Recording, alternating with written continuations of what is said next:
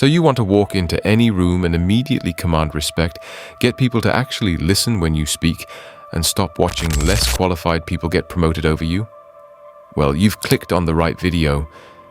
In our world where first impressions form in milliseconds and presence can make or break your career, there's never been a more perfect time to master what I'm about to show you. I've researched the neuroscience and psychology behind what separates natural leaders from everyone else. And by the end of this video, I'll show you how to activate the same brain patterns they use, without arrogance, without being fake, and without waiting for permission. I'll also give you a step-by-step system you can start using today, so stay tuned. Now let's define what strategic confidence truly means and why it matters. Most people think confidence is about feeling good inside and hoping it shows. But isn't this just positive thinking? Not quite. Real confidence is about understanding that your brain literally can't tell the difference between strategic confidence and authentic confidence. They fire the same neural circuits.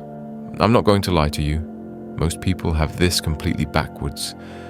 Society tells us we need to earn confidence through achievements first. Then we can feel good about ourselves.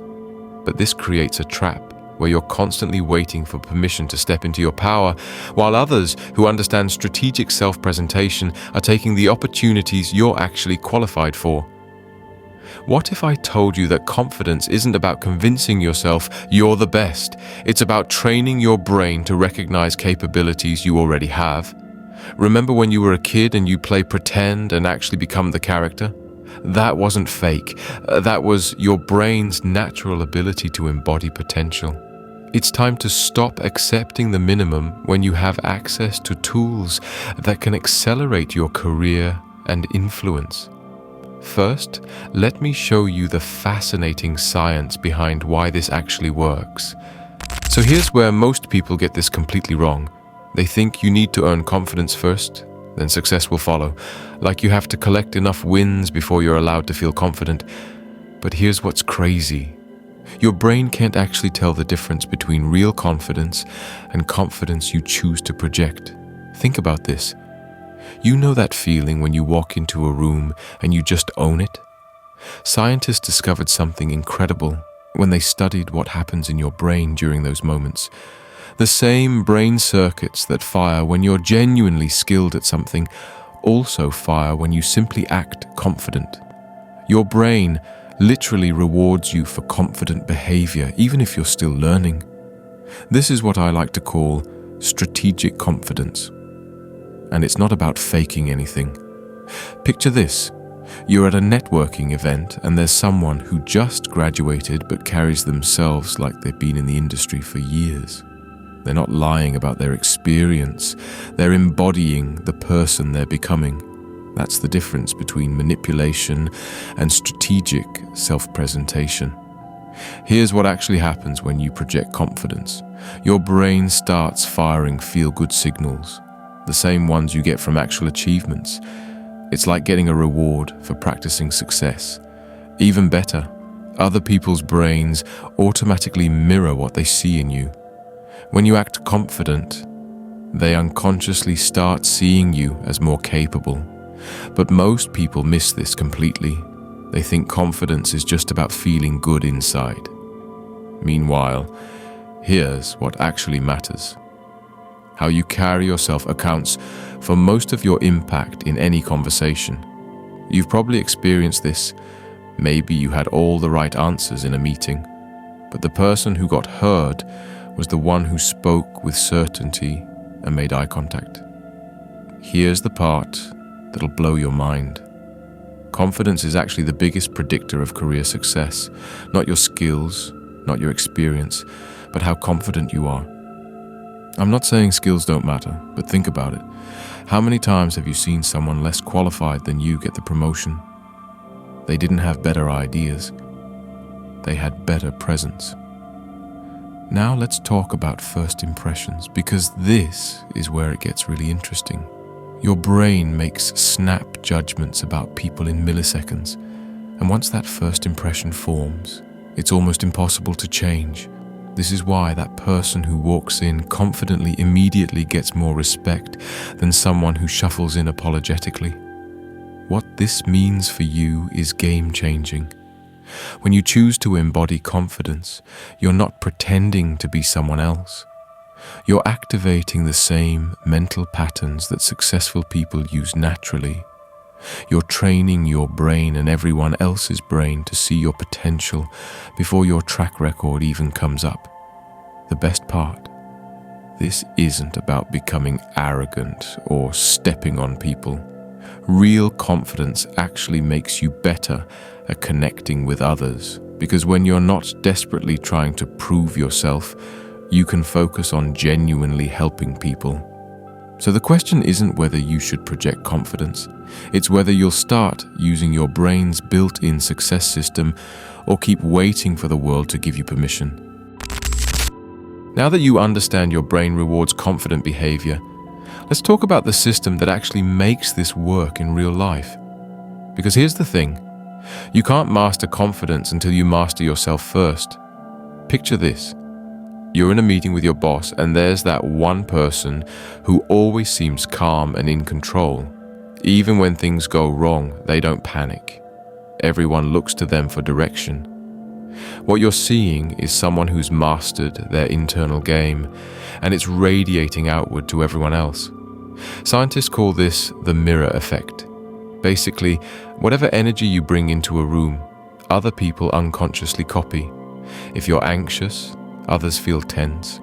If you're confident, others feel more assured. It's like emotional contagion, but in a good way. So how do you actually control your internal state? It starts with how you talk to yourself. Here's something fascinating. When successful people face pressure, they don't say, "I can handle this." They say, "You can handle this." It's like giving yourself advice as your own best friend. This simple switch actually helps your brain stay calmer under stress. But here's where most people mess up. They think confidence is just about feeling good in their head. And that's only half the battle. How you feel inside absolutely affects how you carry yourself, and that's what people actually see. Let me break down the 4 pillars of authentic presence. Number 1, fix your self-talk. When you catch yourself thinking, "I don't belong here," flip it immediately to, "You're here for a reason." Your brain believes what you tell it. Number 2, own your space. You know how some people just command attention when they walk in? They stand tall, take up space, use their hands when they talk. This isn't just for show. It actually makes you feel more confident too. Think Superman pose, but more natural. Number 3, master eye contact. Here's a simple rule. Hold eye contact for about 7 seconds at a time, long enough to show you're engaged, not so long that it gets weird. Most people either stare at the floor or creepily overstare. Find the sweet spot. Number 4, control your voice.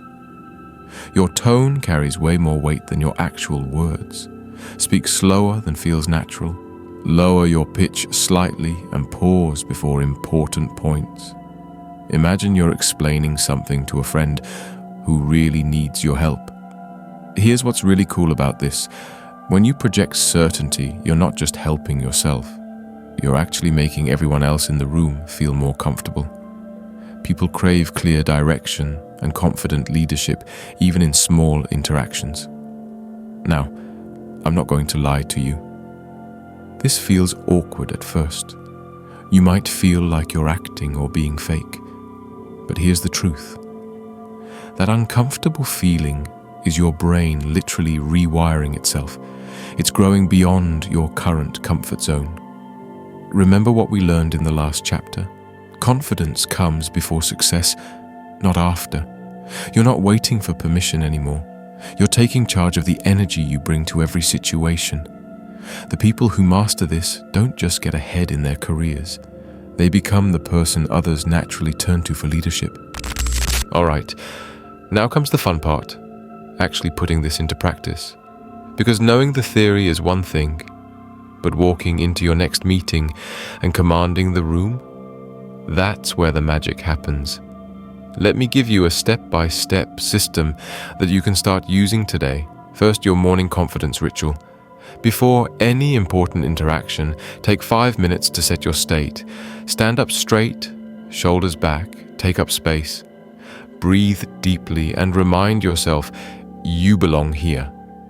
This isn't just positive thinking, you're literally priming your brain's confidence circuits. Second, the strategic entrance. Here's something most people miss. You start commanding attention the moment you walk through the door. Enter like you own the place, but in a friendly way.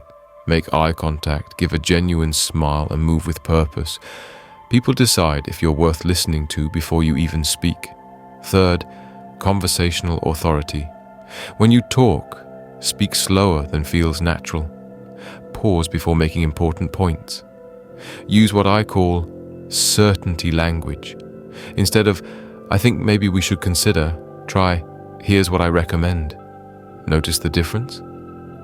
You're not being aggressive, just clear. Fourth, use strategic silence. This is probably the most powerful tool nobody talks about. When someone asks you a question, pause for 2 seconds before answering.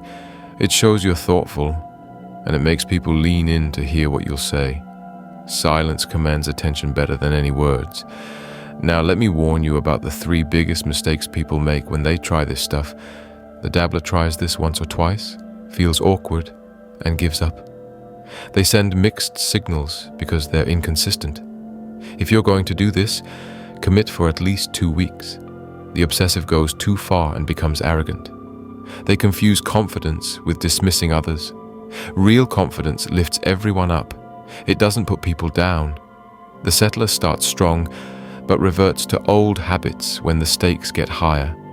They're confident in low-pressure situations, but shrink when it really matters. This is exactly when you need to double down. Here's something cool about our modern world. You can actually practice this stuff virtually now. Record yourself on video calls, pay attention to your body language, work on your eye contact with the camera. Even your digital presence matters these days. But here's the advanced move that separates the pros from everyone else. Learn to read the room. When you walk into any space, quickly scan who has the most influence. How are they standing? How are they talking? Mirror their energy level, but bring your own authentic style to it. The people who master this don't just get promoted, they become the person others naturally follow. They're the ones people seek out for advice, the ones who get invited to the important conversations. Remember what we started with? Your brain can't tell the difference between strategic confidence and the real thing. Well, after a few weeks of consistently applying this system, there won't be a difference. You won't be acting confident anymore. You'll just be confident. The question is, are you ready to become the person you've always had the potential to be? Or are you going to keep waiting for someone else to give you permission? Remember, when I asked if you wanted to command respect in every room? Well, here's what we've discovered together. True confidence isn't about convincing others you're the best. It's about activating your brain's natural success systems to become the leader others naturally turn to. You've learned the science, mastered the internal framework, and now have a practical system you can use starting today. Strategic confidence, just like that childhood ability to play pretend, isn't about perfection or constant improvement, but rather about dedication to the process. As cliché as it might sound, success really does come from loving the journey of becoming who you're meant to be, not desperately trying to prove yourself to others. Be committed to the process, your morning confidence ritual, your strategic self-talk, your authentic presence in every interaction. Make sure you stay consistent with the system, because your brain literally rewires itself through repetition. Guys, practice, experience, and hard work with resilient effort beats talent alone every single time. You now have the same tools that separate natural leaders from everyone else. Your brain doesn't know the difference between strategic confidence and authentic confidence. After consistent practice, there won't be a difference. You're not acting confident anymore. You're training yourself to be confident. Thanks for watching. Subscribe if you want more content on mastering your psychology and accelerating your influence. Leave a thumbs up if this video helped you see confidence in a completely new way. See you next time. Peace.